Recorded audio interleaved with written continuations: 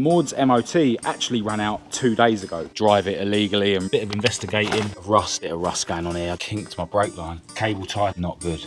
No, it hasn't worked at all because I'm an idiot. The amount of stick I got in the comments, packing up in the dark.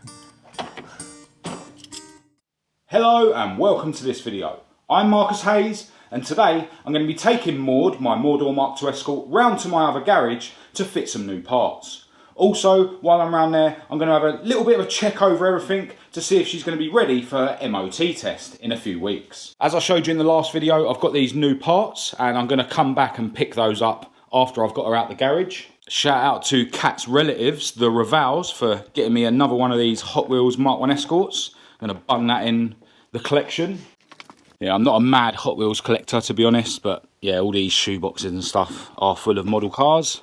And this box here is full of Mark I Escorts, all still in the packet. Now, I think I've got about 50 Mark I Escort Hot Wheels in total, but I'd obviously still love to get more.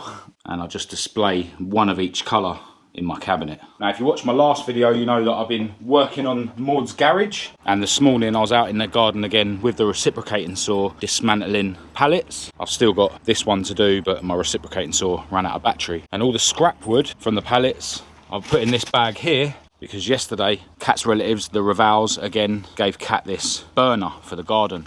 And I'm thinking that I'm either going to get this stand for it zinc plated silver, or we might just paint it satin black. So I'm going to grab this wood and take it round to Maude's garage and put it with all the other planks of wood that I'm going to be using for the front of her garage doors. And then I'll come back and pick up the parts for Maude and then head over to my other garage.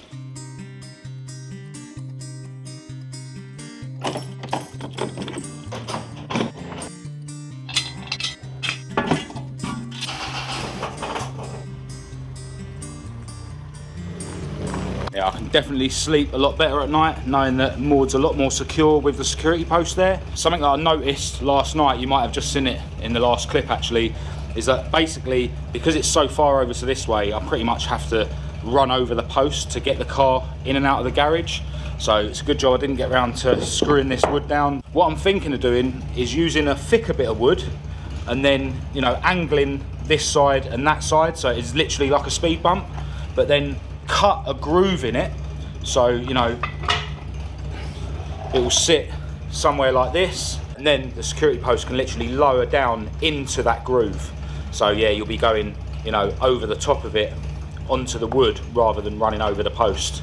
I'm not sure if running over the post is gonna, you know, damage it over time, but yeah, I'd rather not. And I reckon, you know, when it's raining and stuff, trying to get over the post when you've got wet tyres might be an issue. Another thing I noticed last night when I was parking Maude in the garage is obviously because the door is black, it's quite hard to see in my mirrors. So I'm thinking of painting at least this part of this door white so that I can see it a lot easier. And I actually done a similar thing with the walls there, just so I don't end up crashing her into the walls. So yeah, that's another couple of jobs I need to do on Maude's garage.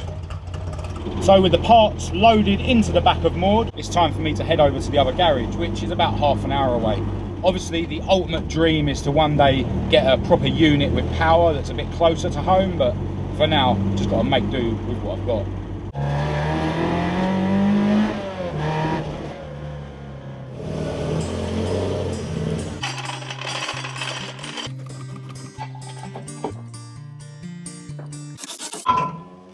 Right, so we've made it to the garage and I've got Maude jacked up with all 4 wheels off. A few things I've noticed while I was jacking it up. Got a little bit of rust over here, but Maude is going for more welding at Clump Fab soon, so I'm just going to throw a bit of sealer in that for now.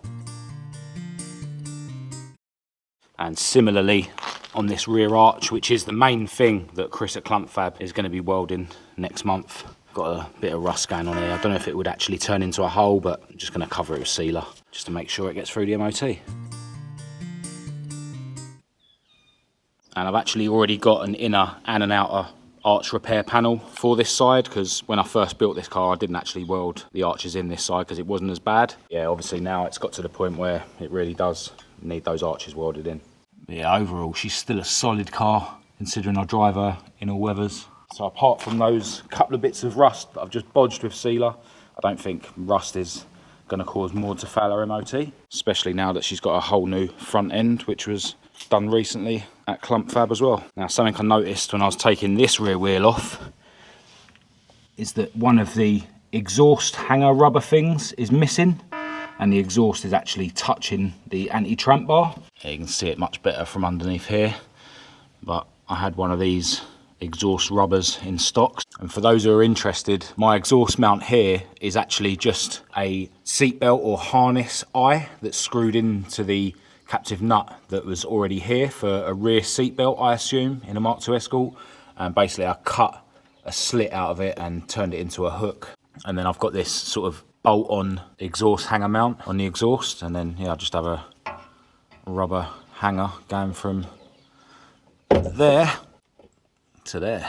Yeah, now there is a tiny space between the exhaust and the anti-tramp bar. Now, this car has an Ashley exhaust system fitted, which I don't like. One day, hopefully, I'll have enough money to get a Piper stainless manifolding system, the same as I've got fitted to Esther, my ST170 powered Mark I Escort. Now, something else I noticed under the rear end, which I'm not very happy about, is the diff is still leaking oil.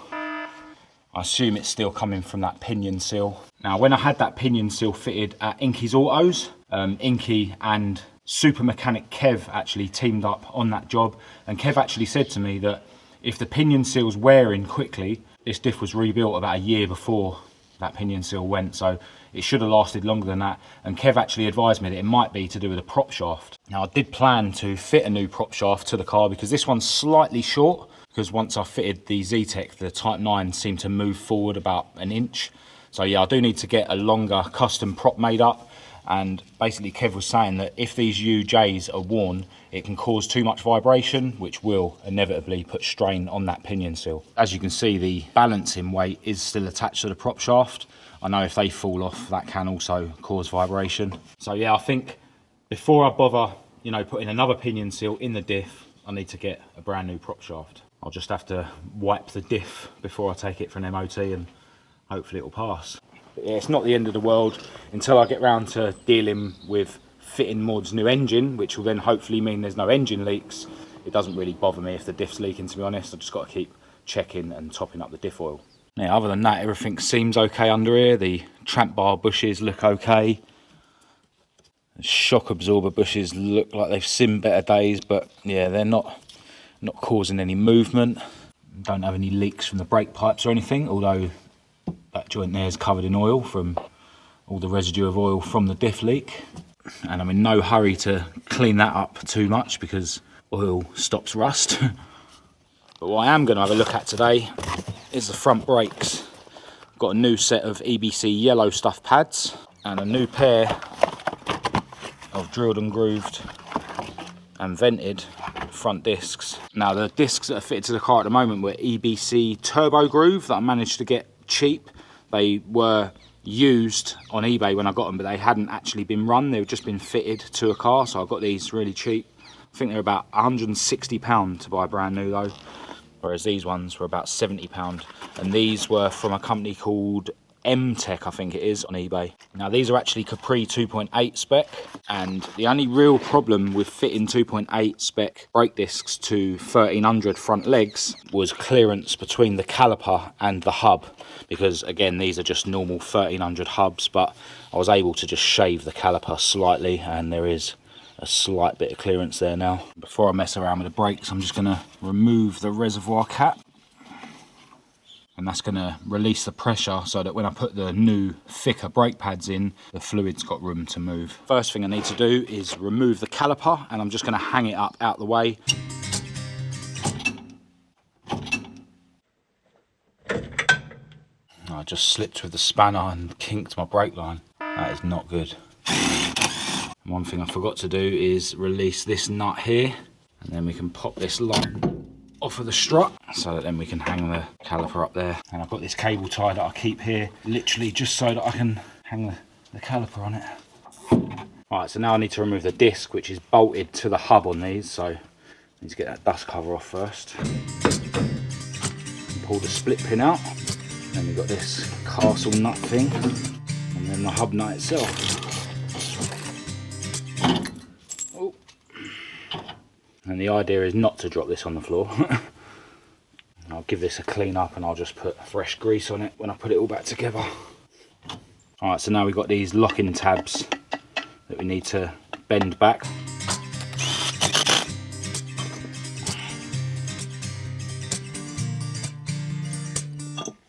Just check that the grooves are going the same way, and they are. So if I got it right last time, I've got it right this time. Now I've actually got some brand new hardware that I got from eBay.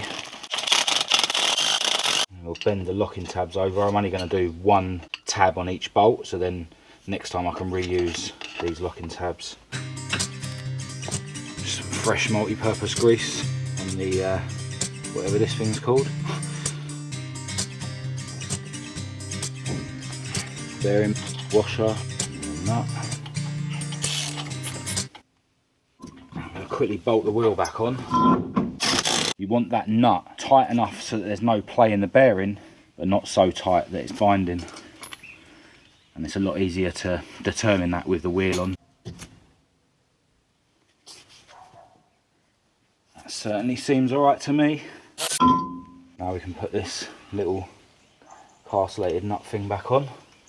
Just got to make sure that the hole for the split pin lines up between two of the gaps, like that. And bung a new pin in there. They're a bit long, so I'll just cut the ends off.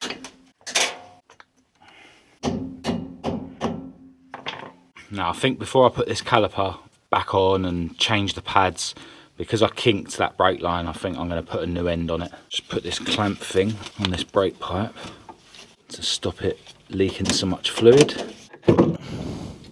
Now I've managed to crack it off, but because it's kinked, the fitting isn't sliding on the pipe like it should, so I'm probably just going to have to cut this cable tie and just unscrew the caliper from it.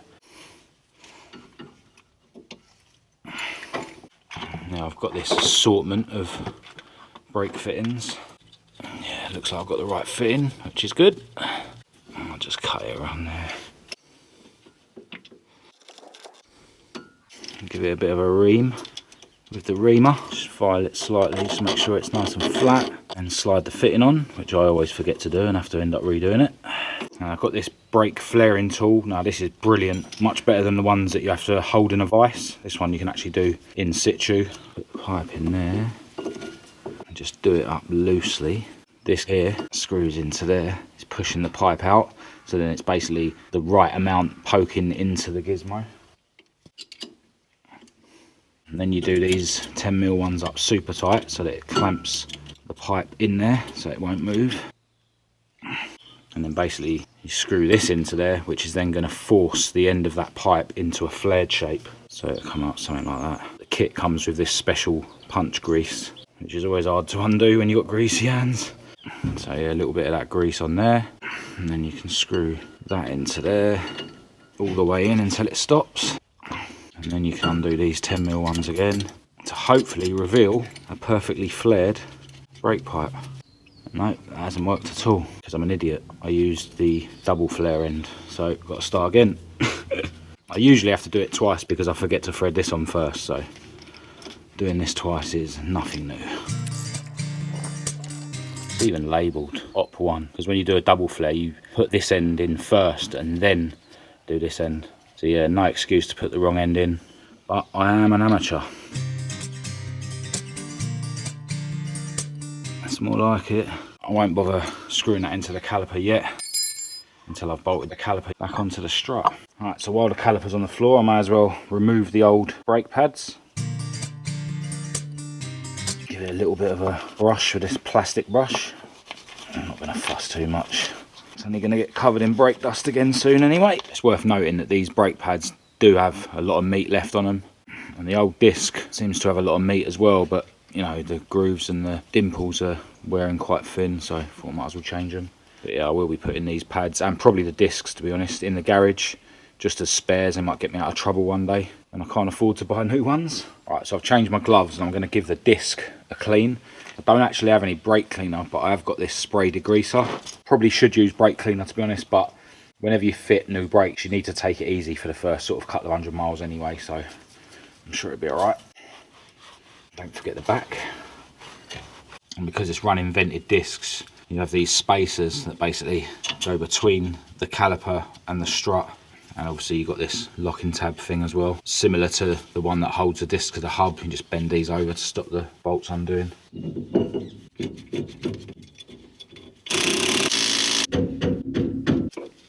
Now I can screw my pipe back in with my brand new flared end.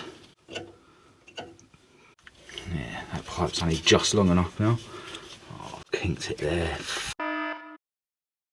Alright, so I've made a whole brand new brake pipe now. This end here that goes into the flexi is actually a double flare. So you go first through that end and then through that end. And then this end is just like I did earlier, it's just a single flare. That should work just fine. And it just shows how handy this tool is to have around. I've always got a roll of that copper pipe as well, just in case I need to make brake lines. In fact, all the brake lines on MAUDE I made myself. I just replaced everything front to back. On Esther, I actually bought a pre-cut and pre-flared kit, and some of the lines were slightly longer than would have been perfect, so you got to sort of lose some of the length in the bends and that. So yeah, I kind of regret buying a kit for Esther. I should have made them myself, which would have been a whole lot cheaper as well. But yeah, now we can finally put this all back together. Alright, so time to put the new EBC yellow stuff pads in. And I just realised I don't have any copper grease in my garage, and I know some of you will be glad about that, seeing the amount of stick I got in the comments before when I was using it. But you know, there's more than one way to skin a cat. But these pads did come with this caliper lube, luckily, so I can use that. I did ring my mate John to see if he's about and see if he's got any, and he was washing his hair at the time, so I had to wait for him to call me back. And he hasn't got any copper grease either. And while we're on the subject of my friend John, definitely going to have an update on his ever-changing car collection soon, but we'll save that for another day. While I was waiting for him to call me back, I did manage to get the other side done with the brake disc fitted. And this stuff looks like it is copper grease, so it's good enough for EBC, it's good enough for me. I need to wind the pistons back into the caliper. And then slide these bad boys in. These pins and clips are always a nightmare. Alright, so I'm going to crack on and finish the other side, and I'll chat to you afterwards. No, forget that. I forgot to put these anti-squeal shims in. Another fail. Alright, so now I can crack on with the other side. Oh, and I realise now what happened to my copper grease. I lent it to Rob. Story of my life. Packing up in the dark. Right, so I've made it back after the nightmare of putting the car back together in the dark. Not the first time, won't be the last. The brakes feel great, apart from obviously the car pulling to the right slightly under braking, because I still need to bleed the left front caliper. Right now my beautiful girlfriend Kat is making me some steak, which I'm really looking forward to. Yeah, I think I need to get myself around the garage tomorrow morning before work and have a look at a few things, so I'll continue the video then. Hello, right, it's 3 days since the last clip, and the first thing worth noting is that MAUDE's MOT actually ran out 2 days ago, whereas I thought I had until next month. So I've been storing MAUDE around here at the garage. I don't want to drive it illegally and risk getting pulled. And 2 days ago, my good friend John helped me bleed the passenger side front brake caliper, so the brakes are working fine. And then I just basically had a check over everything, the tyres and the bulbs, and I found that the driver's side front tyre was very close to the legal limit, so I've thrown on one of my spare Steelies. In terms of the bulbs, everything seems to work fine, except on the passenger side rear lights, which are removed at the moment, and I've just covered it with this black bag to stop the water getting in. The brake light and the tail light would flash when I put the indicator on, and that always normally means that there's a bad earth somewhere. Now usually it's just a case of undoing the nut that holds the light into the car and cleaning up this metal and then putting the nut back on, and it normally solves the problem, but this time it didn't. So I've removed the light unit from MAUDE, and I've been doing a bit of investigating with my multimeter. I've set it to ohmage to test the resistance. And basically there's a wire that goes from each of the bulb holders, which then goes to this stud, and then this stud obviously attaches to the body to earth the lights out. Now if I touch these probes together, that will show the resistance of the multimeter itself, and ideally it should be 0, but as you can see it says 0.2. So basically I'm going to test continuity in this earth wire. Now if I go from here to here, you'll see that it's, you know, 0.3, so basically no resistance. And if I go from here to this stud, you'll see that we have a lot of resistance, you know, sort of, you know, over 100 amps of resistance. Now obviously that could be to do with this repair that I've done in the past. So what I'll do is I'll test again from here to this connector here, and it's fine. So that means that that's fine, and the actual resistance is between this little connector here and the stud itself. So what that means is I just need to undo this nut, clean up this connector, put it back together, and it should be sweet. Now that nut was actually loose, so I might actually get away with just tightening it up, but I may as well clean it up. Yeah, it's actually really clean, but while I'm in there I might as well clean it. Make sure it's nice and shiny. And not a bit of a clean with the sandpaper as well. Alright, so now that's nice and tight. I'm going to measure all the way from this earth terminal on the left to that stud, and we are getting 0.3, so that's perfect. So now I just need to bung this back in the car and all the lights should work properly. Put the ignition on, switch the lights on, and the indicator is already on, and as you can see it's working perfectly. Before, this light was flashing along with the indicators. So yeah, with that now sorted, I will be booking Maud in for an MOT in the next couple of days, and I'll let you know in the next video whether she passed or not. So I'm going to end this video here. If you did think it was any good, please do give it a thumbs up and a share. If you didn't, give it a thumbs down.